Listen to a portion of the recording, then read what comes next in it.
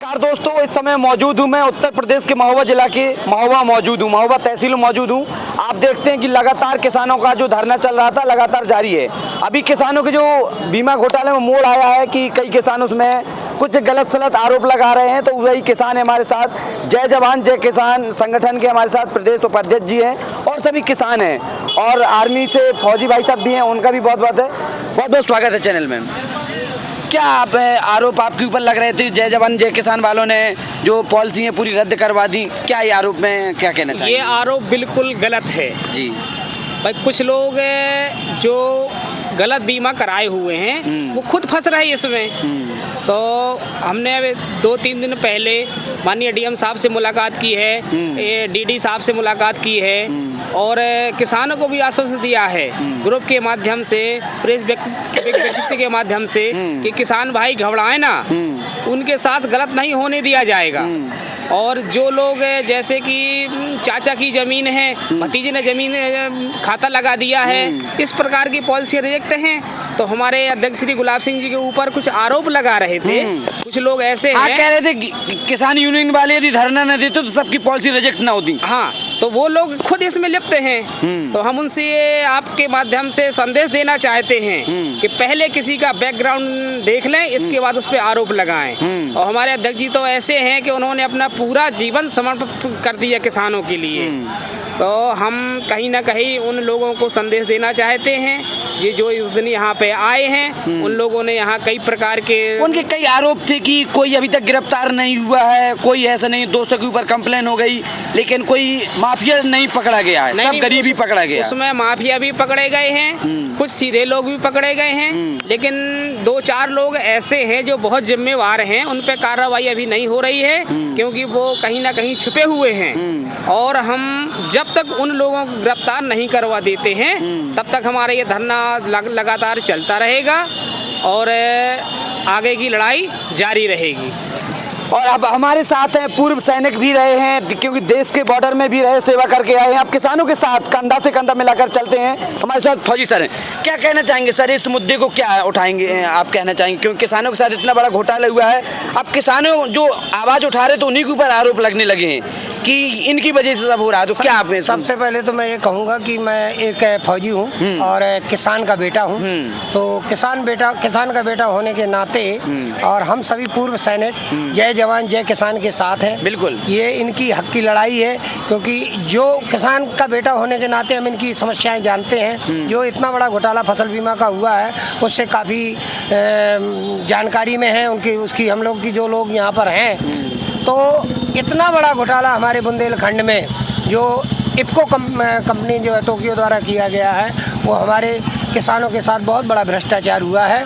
और इसमें दर धीरे धीरे परत बाई परत खुलती जा रही हैं। और आए दिन आप देख भी रहे हैं कि न्यूज़ में आप लोगों के द्वारा जागरूक किया जा रहा है लोगों को।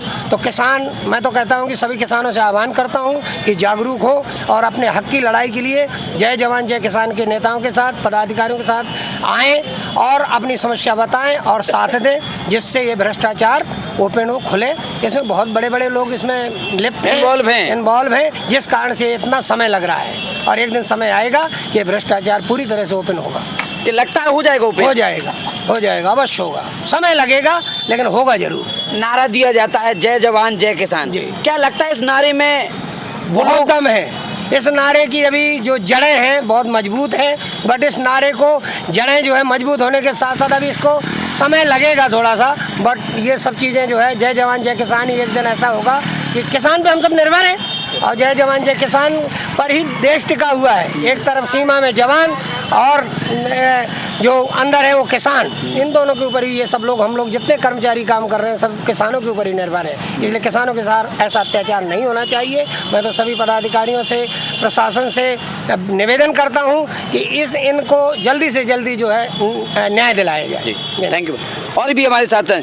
चाचा, क्या कहना चाहेंगे, आपके ऊपर आरोप लग रहे हैं कि किसान यूनियन वाले जो पॉलिसी रिजेक्ट करने में कह रहे हैं उनका हाथ है, वो यदि धरना न दे तो पॉलिसी रिजेक्ट नहीं होंगी? देखिए, जो बदमाश लोग हैं जो दूसरे की ज़मीन से आपने अपना बीमा कराए हुए, वे लोग तो ऐसा कहेंगे, क्योंकि जब बदमाशी करते हैं आदमी दूसरे खेतों की जो पॉलिसी करा रहे हैं तो वो लोग तो उनके तो रिजेक्ट होंगे ही, क्योंकि वो गलत है। इसीलिए जो वो लोग सब आरोप लगा रहे हैं, ऐसा कुछ है नहीं है कुछ। और जो हम धरना दिए हुए हैं वो हम ये इस पूरे प्रकरण को उजागर करने के लिए ही यहाँ धरना दिए हुए हैं। पता जी बात आती है, कितने कौन लोगों की रिजेक्ट हुई है, क्या सबकी हुई हैं या कैसा है? नहीं, सबकी नहीं हुई हैं। जैसे दादाजी के नाम जमीन है और पोते ने अपनी बैंक पासबुक लगा दी है तो उन लोगों की रिजेक्ट हुई हैं।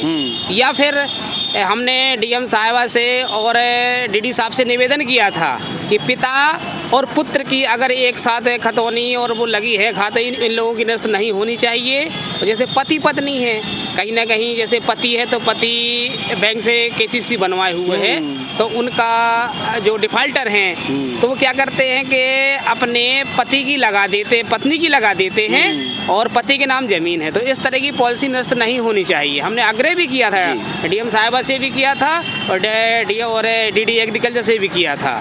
हाँ, और बाकी जैसे कि जमीन लगी है, अब एक उदाहरण देते हैं, जैसे कि बिलवई की जमीन है और जाके आपका चरखारी का वो खाता लगा है किसी किसान का, तो इस तरह की पॉलिसी वो रिजेक्ट हुई है। रिजेक्ट जो हकीकत में किसान हैं जिनने हकीकत में उनका कुछ नहीं है, उनका कुछ नहीं हुआ है। मेरे गांव में कम से कम 200 लोग होंगे जिन्होंने बीमा कराया है, एक भी व्यक्ति की पॉलिसी रिजेक्ट नहीं हुई है क्योंकि सभी सही हैं। तो ये देख सकते हैं जो आरोप लग रहे थे उन्हें पूरी सच्चाई बताई कि सच्चाई क्या है। फिलहाल वीडियो देखने के लिए बहुत बहुत शुक्रिया।